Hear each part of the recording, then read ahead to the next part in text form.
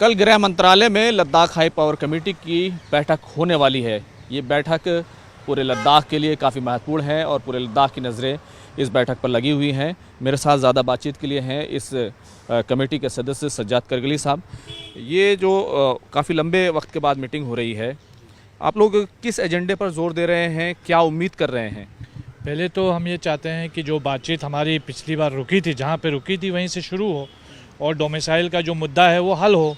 At least जो अब हमने सहमति बना दी है कि 1989 के कट ऑफ डेट पे डोमिसाइल को फाइनलाइज करके रिक्रूटमेंट प्रोसेस को शुरू करे सरकार, क्योंकि एक सेंस ऑफ डिसअपॉइंटमेंट है पूरे लद्दाख के अंदर। पिछले 6 साल में एक भी गेजेटेड पोस्ट की नौकरी किसी को नहीं मिली, पब्लिक सर्विस कमीशन वहाँ नहीं है, डेमोक्रेसी का कोई पुरसान हाल नहीं है, सेफगार्ड है नहीं है, तो लोगों को एक सेंस ऑफ रेजिनमेंट भी है, लोगों के अंदर काफ़ी गम और गुस्सा है। तो उसी चीज़ को हम यहाँ बताने आए हैं। खुर्रम साहब, एक चीज़ और ये भी बताऊँ आपको, बार बार हम ये जब भी आते हैं हम कहते हैं कि एक पॉजिटिव नोट पे हमारी मीटिंग ख़त्म हुई है, एक मस्बत तरीके पे तौर पे हम यहाँ आते हैं, लेकिन उसके बाद ग्राउंड पे कुछ इम्प्लीमेंट नहीं होता है। तो आवाम के अंदर जो है वो सेंस ऑफ जो डिसअपॉइंटमेंट है उसको हम इंशाल्लाह कल कोशिश करेंगे कि सरकार के सामने रखें।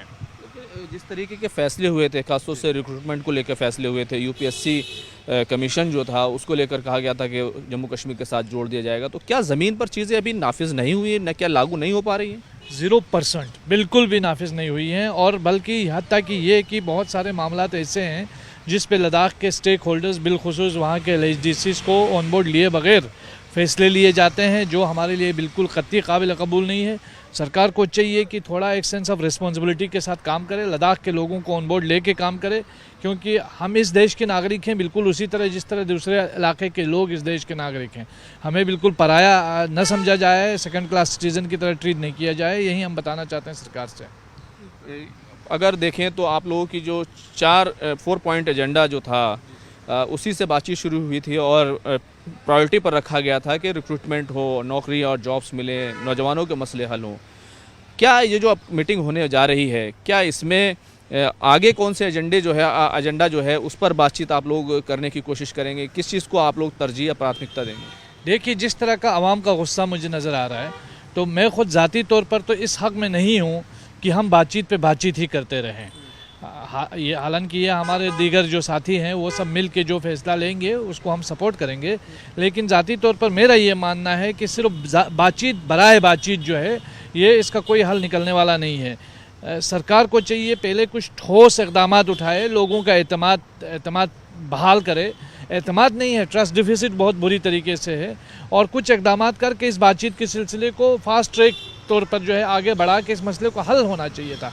अब तो तकरीबन 2, 2.5, 3 साल हो रहे हैं, तो कम से कम बातचीत के सिलसिले को शुरू हुए तो सारे मुद्दों का कोई ना कोई समाधान होना चाहिए था। अगर नहीं तो कम से कम 50% मसाइल का अब तक हल होना चाहिए था।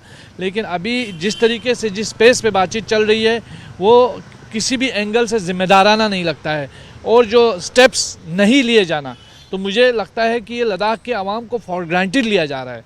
तो यही वजह है ये सारी चीज़ें हमें देखने को मिल रही हैं। क्या 6 शेड्यूल पर आगे बातचीत होगी, स्टेटहुड पर बातचीत होगी? जाहिर सी बात है जो पार्लियामेंट्री कॉन्स्टिट्यूंसी का इशू है वो अभी जब तक डिलिमिटेशन नहीं होता तब तक वो चीज़ें नहीं होंगी। तो अभी किस चीज़ पर आप लोग बढ़ने वाले हैं? अभी तो बात यही है कि जहाँ से हमारी बातचीत ख़त्म हुई थी वहाँ से बातचीत का सिलसिला शुरू हो, एटलीस्ट डोमिसाइल का मसला हल हो, अनएम्प्लॉयमेंट के इश्यूज़ हल हों, और फिर हमारे जो स्टेटहुड का इशू है लद्दाख के उस पर बात हो। तो होपफुली हम कल देखते हैं कि जिस तरीके से होम मिनिस्ट्री की तरफ से जो रिस्पॉन्स आता है तो हम देखते हैं उसी हिसाब से किस तरह आगे बढ़ा जाएगा।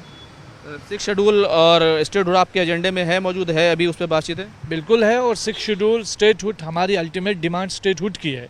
तो स्टेटहुड की डिमांड जो है ये लद्दाख का एस्पिरेशन है, 6 शेड्यूल की डिमांड जो है वो लद्दाख का एस्पिरेशन है।